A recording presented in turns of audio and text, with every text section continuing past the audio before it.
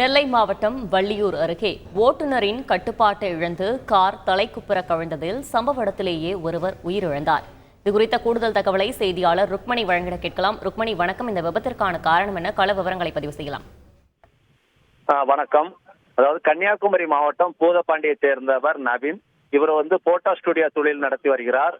இவர் தனது நண்பர்களான கன்னியாகுமரி மாவட்டம் மருங்கூரை சேர்ந்த பகவதி மற்றும் தூத்துக்குடி மாவட்டம் எட்டயாபுரத்தை சேர்ந்த கருத்தப்பாண்டி ஆகியோருடன் தொழில் நிமித்தமாக காரில் நெல்லையை நோக்கி சென்று கொண்டிருந்தார். கார் அப்போது வள்ளியூர் 4 வழிச்சாலையில் கோவனேரி பகுதியில் சென்று கொண்டிருந்த போது அங்கு ரோட்டில் தேங்கியிருந்த மழை தண்ணீரில் கார் கடந்த போது அப்போது ஓட்டுநரின் கட்டுப்பாட்டை இழந்து கார் பாலத்தின் தடுப்பு சுவரில் மோதி தலைக்குப்புற கவிழ்ந்து விபத்துக்குள்ளானது. இச்சம்பவத்தில் நவீன் சம்பவ இடத்திலேயே இரத்த வெள்ளத்தில் பரிதாபமாக இறந்தார். கருத்தப்பாண்டியும் பகவதியும் பலத்த காயமடைந்த இருவரையும் நாகர்கோவில் உள்ள தனியார் மருத்துவமனையில் சிகிச்சைக்காக அனுமதிக்கப்பட்டுள்ளனர். இச்சம்பவம் குறித்து வள்ளியூர் போலீசார் வழக்கு பதிவு செய்து விசாரணை மேற்கொண்டு வருகின்றனர்.